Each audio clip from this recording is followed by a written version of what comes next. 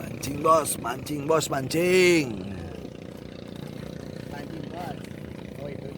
Bab 3395 sampai bab 3396. Larut malam di Susan. Semuanya sunyi kecuali kicauan serangga sesekali dan gemerisik angin sepoi-sepoi di dedaunan. Ye Chong sedang duduk di kamarnya. Lampu telah padam. Dia menutup matanya dan berlatih, merasakan energi spiritual yang kaya di seluruh Gunung Su. Tiba-tiba, suara kecil memecah ketenangan malam. Pintu Ye Chong diam-diam dibuka, dan sesosok tubuh menyelinap ke dalam rumah dengan tenang. Begitu dia mencium aroma istimewa ini, Ye Chong tahu bahwa Liu Jing lah yang masuk. Ye Chong membuka matanya, dan melalui cahaya bulan yang masuk dari jendela, dia melihat Liu Jing berdiri di samping tempat tidurnya.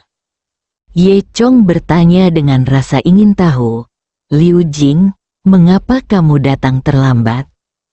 Lalu, Ye Chong sepertinya memikirkan sesuatu, dan berkata dengan senyum jahat, "Liu Jing, kamu masih belum memikirkan hal itu, kan?"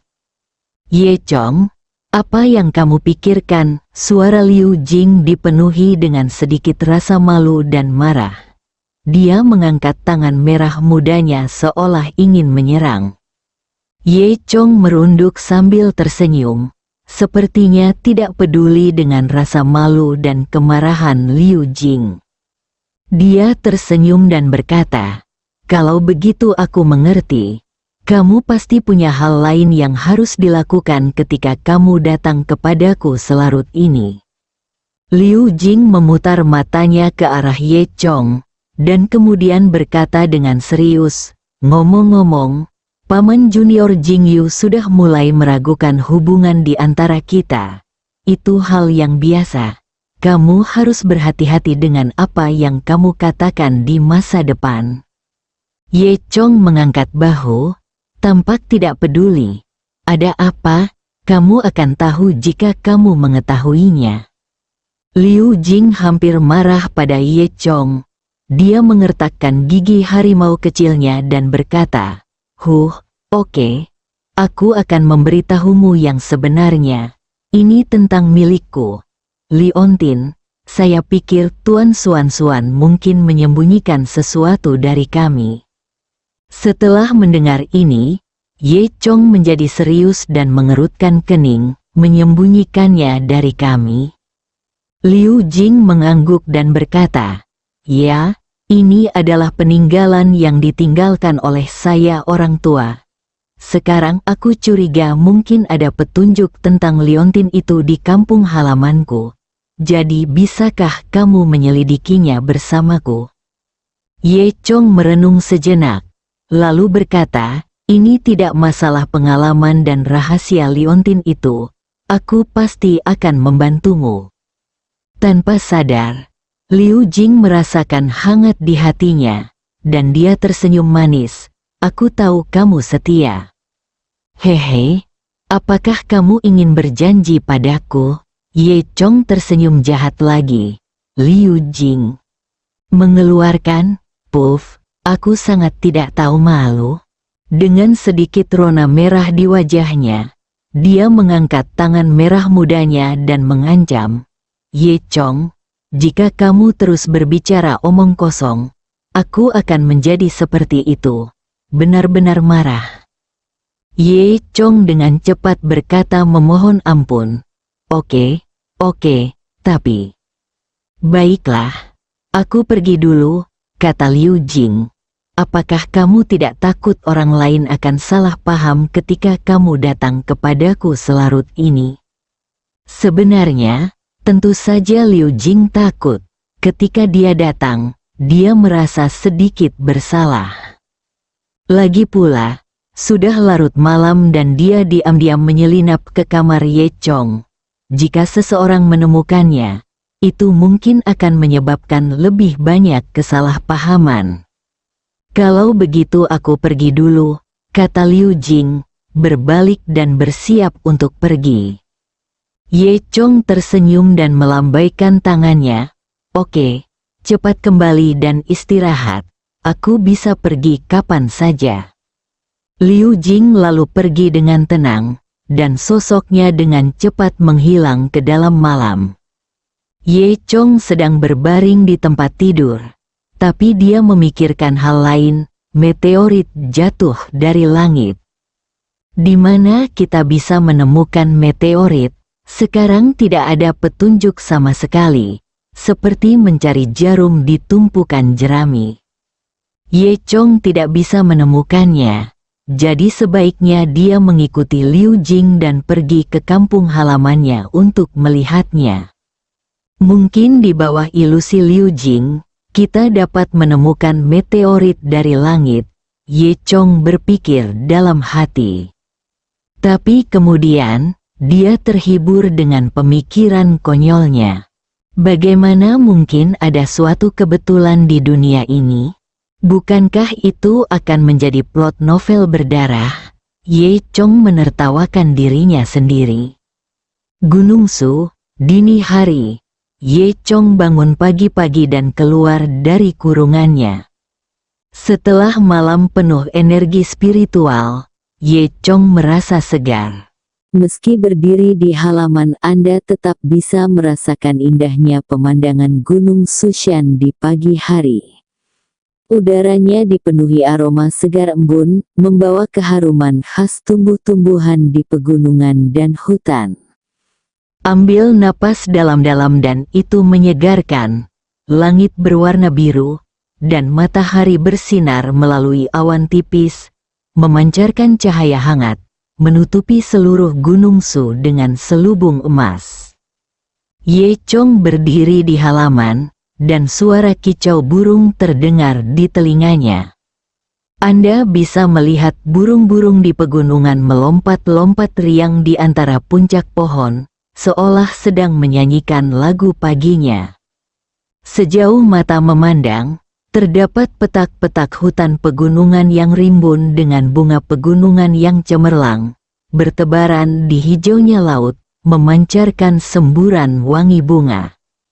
Tak jauh dari situ, seekor ayam jantan berdiri di atas pagar sambil mengangkat kepalanya tinggi-tinggi dan berkokok dengan nyaring, memecah ketenangan pagi hari.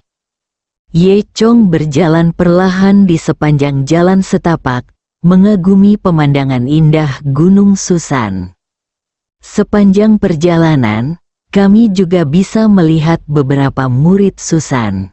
Semua murid Susan ini tahu bahwa Ye Chong dan Liu Jing memiliki hubungan yang baik, dan mereka semua menyapa Ye Chong dengan sopan. Ye Chong berjalan ke hutan. Dedaunan bergoyang lembut tertiup angin, mengeluarkan suara gemerisik. Sinar matahari menembus celah di hutan, membentuk bintik-bintik cahaya dan bayangan. Di balik hutan terdapat area terbuka dengan rerumputan hijau subur di tanah, dan tetesan embun bersinar terang di ujung rerumputan. Matahari berangsur-angsur terbit, dan pagi hari di Susan berangsur-angsur menjadi semarak. Para murid memulai hari yang sibuk untuk berlatih dan belajar, dan para murid yang terburu-buru terlihat di mana-mana. Ketika Ye Chong kembali ke halaman, Liu Jing sudah menunggunya. "Kamu datang menemuiku sepagi ini?" Ye Chong bertanya sambil tersenyum. Liu Jing mendengus. Kamu benar-benar tidak serius. Aku memintamu berangkat bersama. Ayo pergi ke kampung halamanku hari ini untuk melihat-lihat. Ye Chong mengangguk dan hendak setuju. Dia mengeluarkan ponselnya dan melihat bahwa itu adalah panggilan dari Paman Li. "Paman Li, ada apa?" Ye Chong menjawab telepon. Suara cemas Paman Li datang dari ujung telepon yang lain. "Ya Tuan Ye, ini buruk. Wakil Presiden dan yang lainnya akan mengadili Anda, mengatakan bahwa Anda melakukan praktik kedokteran tanpa izin." Mereka juga mengancam saya bahwa jika kamu tidak kembali untuk diadili, mereka ingin berhenti merawat anakku.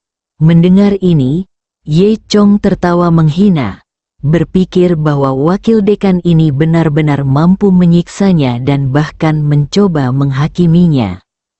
Paman Li, jangan khawatir.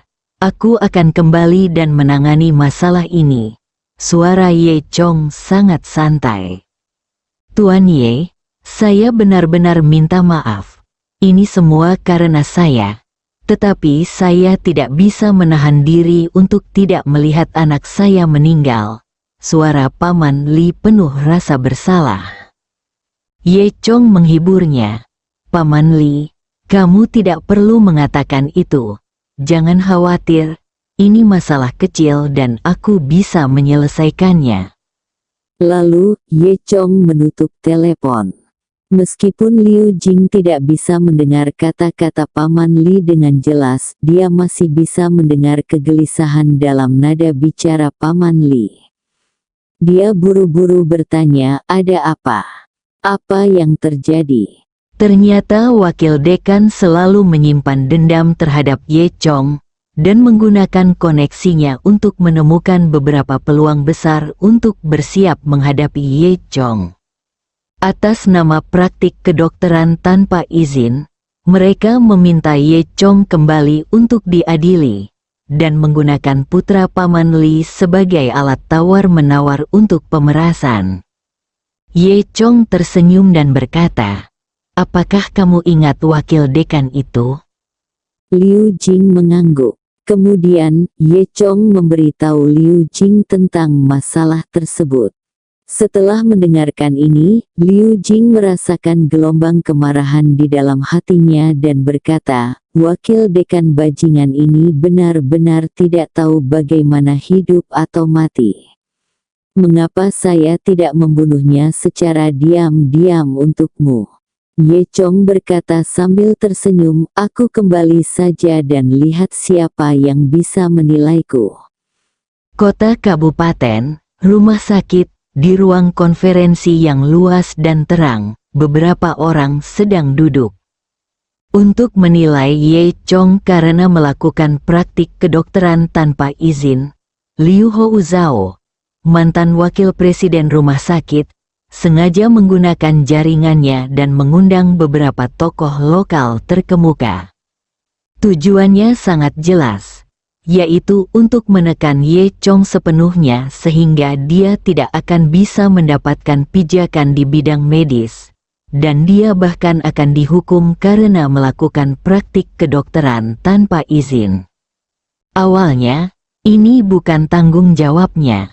Tetapi Liu Houzhao masih memiliki beberapa koneksi di daerah setempat dan menjadikan masalah ini sebagai masalah komunitas medis.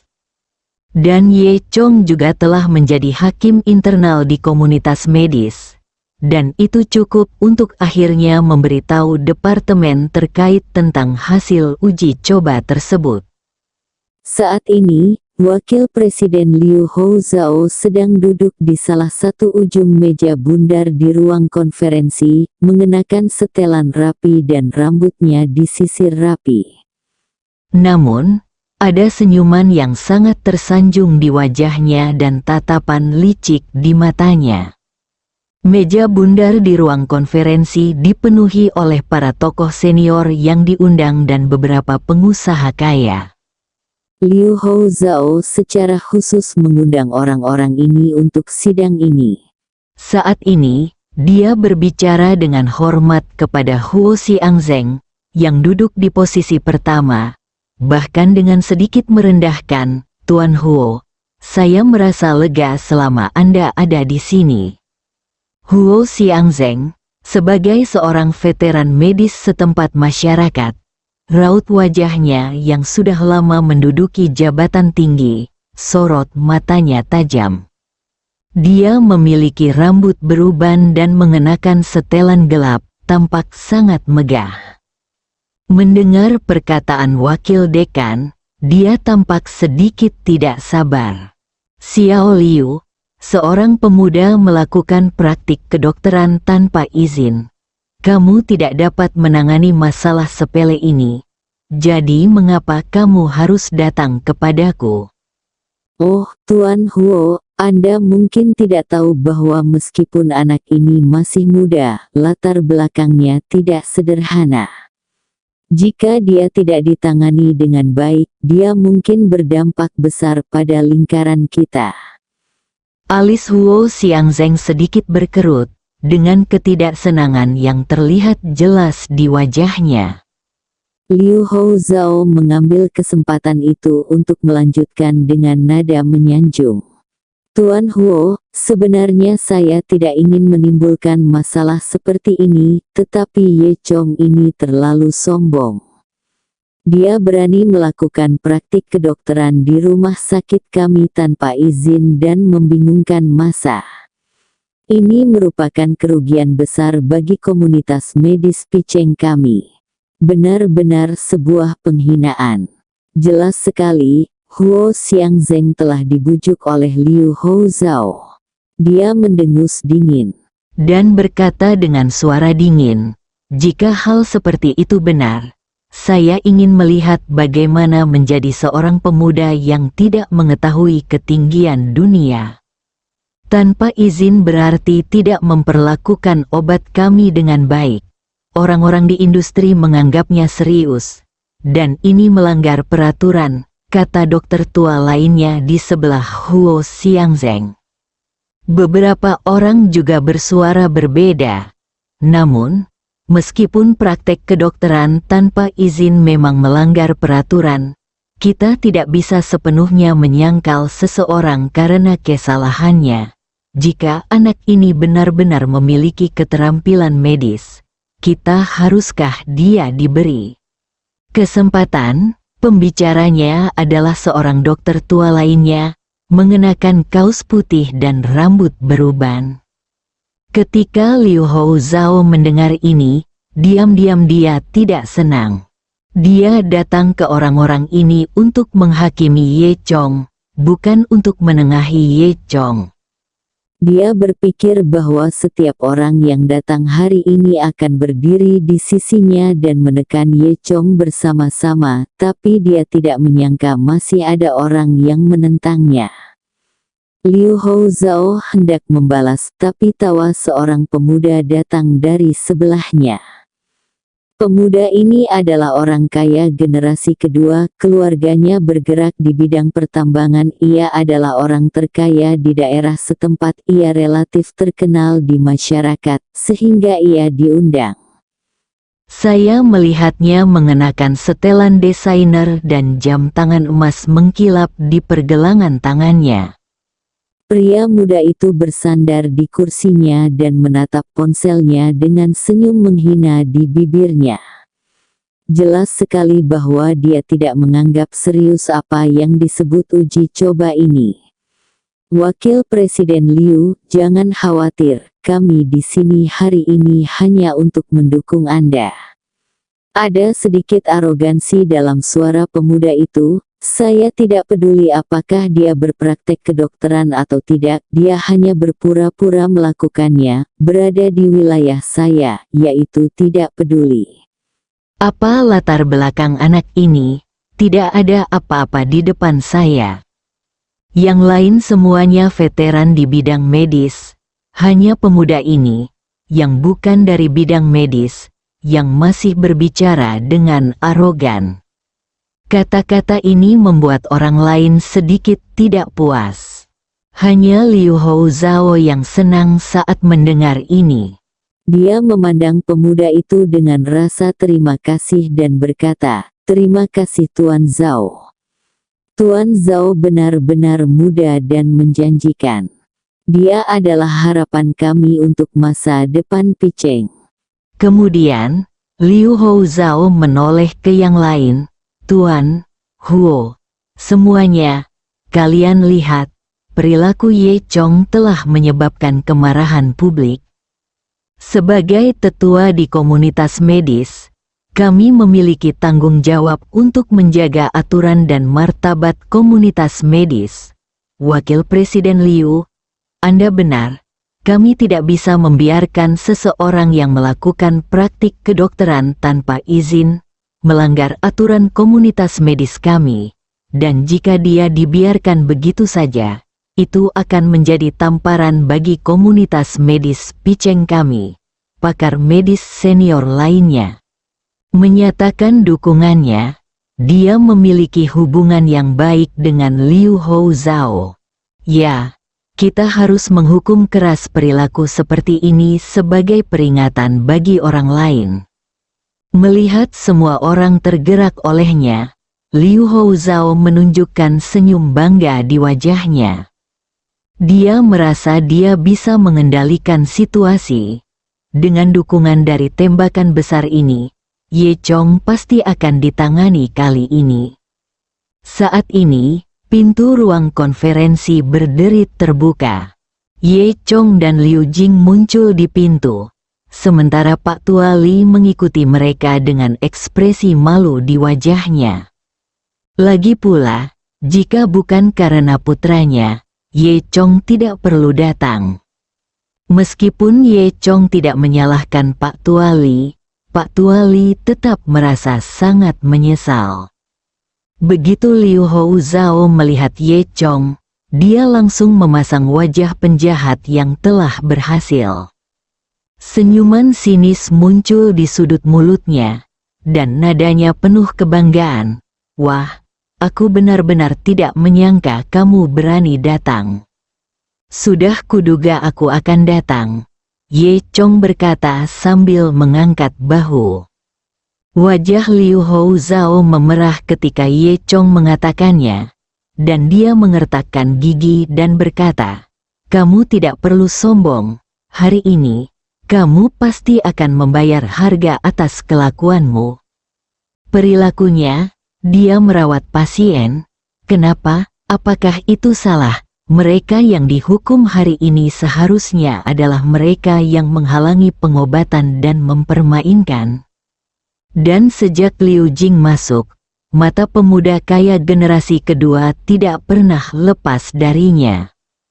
Bagus sekali, cantik, namaku Zhao Chai. Senang bertemu denganmu, pemuda kaya generasi kedua itu berkata sambil tersenyum. Liu Jing mendengus dan mengabaikan pihak lain. Huo Xiangzeng menatap Ye Chong dengan dingin dan berkata, "Anak muda, apakah kamu berani melakukan praktik kedokteran tanpa izin? Kamu sangat berani. Tahukah kamu apa artinya ini?" Ye Chong mengangkat bahu. Apa hubungannya dengan saya? Saya hanya menyelamatkan orang. Mengapa Anda tidak membiarkan orang lain menyelamatkan mereka yang tidak dapat Anda selamatkan? Wajah Huo Xiangzeng menjadi gelap ketika dia mendengar kata-kata Ye Chong. Sebagai seorang veteran di bidang medis, ia sudah terbiasa disegani orang. Kapan ia pernah ditentang seperti ini? Dia membanting meja, suaranya jauh lebih keras, dan dia berkata dengan marah, "Kamu praktek kedokteran tanpa izin. Ini tidak menghormati saya. Kamu tidak menghormati komunitas medis Picheng kami." Bersambung.